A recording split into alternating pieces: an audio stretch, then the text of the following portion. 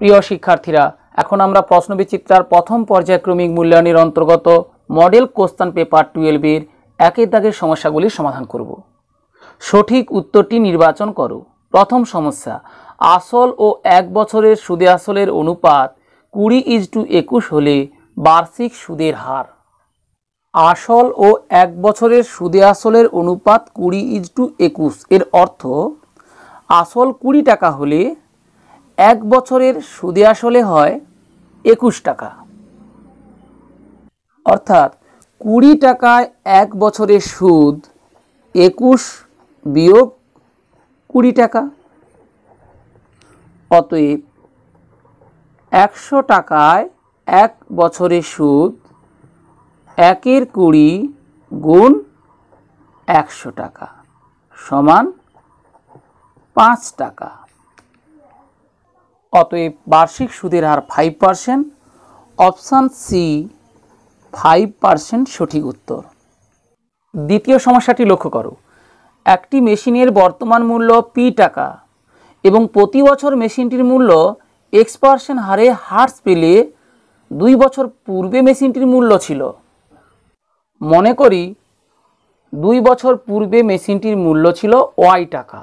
শর্তানুসারে Y into 1 minus, এখানে minus করলাম কেন? যেহেতু মেশিনের মূল্য হ্রাস পেয়েছি তাই মাইনাস। বার্ষিক হ্রাসের হার X%, সুতরাং আর এর স্থলে X বসালাম। X/100 whole to the power n এর স্থলে 2, কারণ এখানে 2 বছর বলা হয়েছে। তাহলে P into 1 minus R/100 whole to the power n এই সূত্রে বসালাম সমান মেশিনটির বর্তমান মূল্য P টাকা। তাহলে এক্ষেত্রে P এর স্থলে Y বসালাম, অর্থাৎ মনে করেছি 2 বছর পূর্বে মেশিনটির মূল্য Y টাকা ছিল। তাহলে Y ইন্টু 1 মাইনাস R/100, আর এর মান এখানে X, X/100 whole to the power n, n এর মান 2 ইকুয়ালস বর্তমান মূল্য P টাকা, বা Y equals P/1 minus X/100 whole to the power 2 equals P into 1 minus X/100 whole to the power -2 সূচকের নিয়মে 1/x to the power m equals x to the power -a। তাহলে 1 minus X/100 whole to the power 2 equals 1 minus X/100 whole to the power -2। অতএব 2 বছর পূর্বে মেশিনটির মূল্য ছিল P into 1 minus X/100 whole to the power -2 টাকা। Option B এক্ষেত্রে সঠিক উত্তর। তৃতীয় সমস্যাটি লক্ষ্য করো। A একটি ধনাত্মক সংখ্যা এবং A is to 27/64 ইকুয়ালস 3/4 হলে A এর মান হবে। A is to 27/64 ইকুয়ালস 3/4 অনুপাতকে আমরা ভগ্নাংশ আকারে লিখতে পারি, অথবা এভাবেই রেখে প্রথমে প্রান্তীয় পদ দুটির গুণ করে ফেলি। A স্কয়ার ইকুয়ালস মধ্য পদ দুটির গুণফল 27/64 ইন্টু 3/4, অর্থাৎ প্রথম পদ গুণ চতুর্থ পদ A গুণে A স্কয়ার সমান দ্বিতীয় পদ গুণ তৃতীয় পদ, বা A square equals 27 equals 9 into 3, অর্থাৎ 3 স্কয়ার ইন্টু 3 ইন্টু 3 আছে, অর্থাৎ লবে হলো 3 square into 3 square divided by হরে এখানে 64 আছে, 64 8 স্কয়ার ইন্টু 4 আছে 2 স্কয়ার, বা A ইকুয়ালস 3 ইন্টু 3/8 ইন্টু 2। আমরা প্লাস মাইনাস চিহ্ন কেন দিলাম না? যেহেতু A একটি ধনাত্মক সংখ্যা ইকুয়ালস 9/16। অতএব এ এর মান হবে 9/16। অপশান সি 9/16 সঠিক উত্তর। চতুর্থ সমস্যাটি লক্ষ্য করো। Square root of 72 minus root x equals root 32 হলে এক্স এর মান। Root 72 minus root x equals root 32 বা 72কে আমরা উৎপাদকে বিশ্লেষণ করে নিই। মৌলিক উৎপাদক 2 দিয়ে ভাগ করে পাই 36, একইভাবে 2 দিয়ে ভাগ করে পাই 18, 2 দিয়ে ভাগ করে পাই 9, 3 দিয়ে ভাগ করে পাই 3, অর্থাৎ 72 3 স্কোয়ার গুণ 2 স্কোয়ার গুণ 2, তাহলে 3 গুণ 2 6, আসলে এটা 6√2 মাইনাস রুট এক্স ইকুয়ালস। একইভাবে 32কে আমরা উৎপাদকে বিশ্লেষণ করে দেখতে পারি।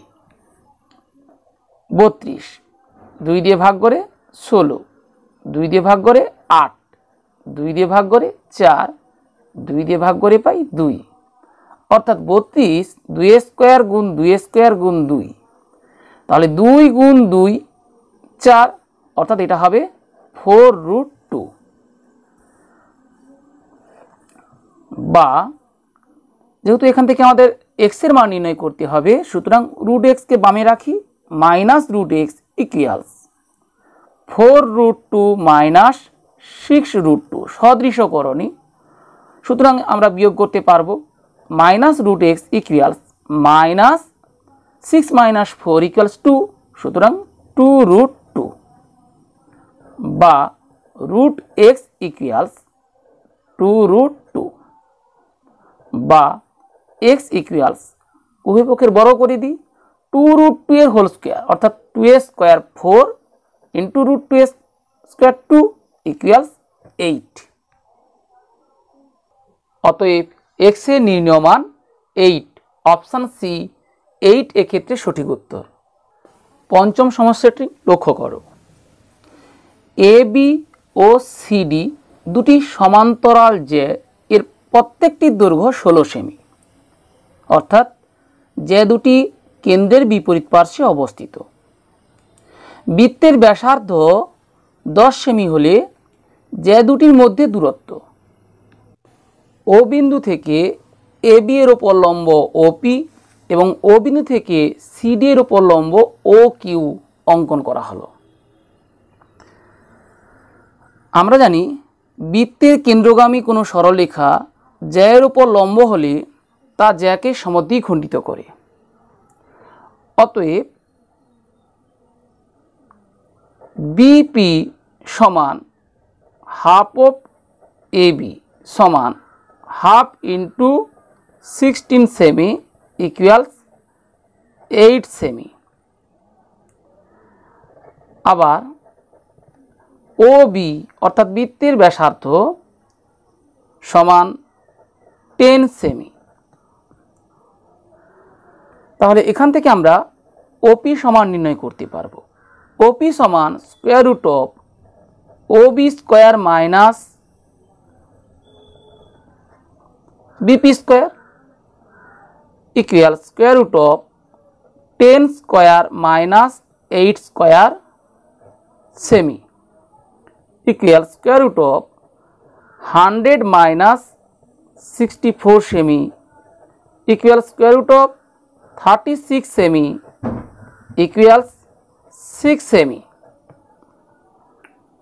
আমরা বৃত্তের কেন্দ্র ও থেকে এবি জ্যায়ের ওপর ওপি এবং সিডি জ্যায়ের ওপর ও কিউ লম্ব অঙ্কন করেছি। যেহেতু এ বি সমান্তরাল সিডি এবং ওপি লম্ব এ বি ও কিউ লম্ব সিডি, অতএব পি ও কিউ সমরেখ। এখন জ্যাদ্বয়ের মধ্যে দূরত্ব পি কিউ সমান, আমরা জানি সমান দৈর্ঘ্যের জ্যা কেন্দ্র থেকে সমদূরবর্তী, অর্থাৎ পি কিউ সমান 2 ইন্টু ওপি। ওপি সমান 6 সেমি পেয়েছি, তাহলে পি কিউ হবে 2 × 6 সেমি ইকুয়ালস 12 সেমি। অতএব যে দুটির মধ্যে দূরত্ব 12 সেমি। অপশান এ 12 সেমি সঠিক উত্তর। শেষের সমস্যাটি লক্ষ্য করো। এ বি সি ত্রিভুজের ও পরিকেন্দ্র কোণ ও এ বি সমান 50 ডিগ্রি হলে কোণ এ সি বি এর মান ও বি যুক্ত করা হলো। যেহেতু ও এ সমান ও বি একই বৃত্তের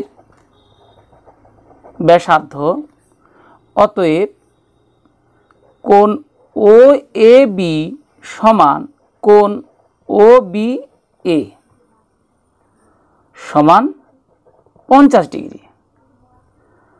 অতএব কোণ এ ও বি সমান, আমরা এ ও বি ত্রিভুজের এ কোণ এবং বি কোণের মান পেয়েছি 50 ডিগ্রি, তাহলে ও কোণের মান 180 ডিগ্রি মাইনাস 2 × 50 ডিগ্রি সমান 180 ডিগ্রি মাইনাস 100 ডিগ্রি সমান 80 ডিগ্রি। এ বি বৃত্তচাপের উপর অবস্থিত কেন্দ্রস্থ কোণ কোণ এ ও বি, বৃত্তস্থ কোণ কোণ এ সি বি। আমরা জানি একই বৃত্তচাপের উপর অবস্থিত বৃত্তস্থ কোণ কেন্দ্রস্থ কোণের অর্ধেক।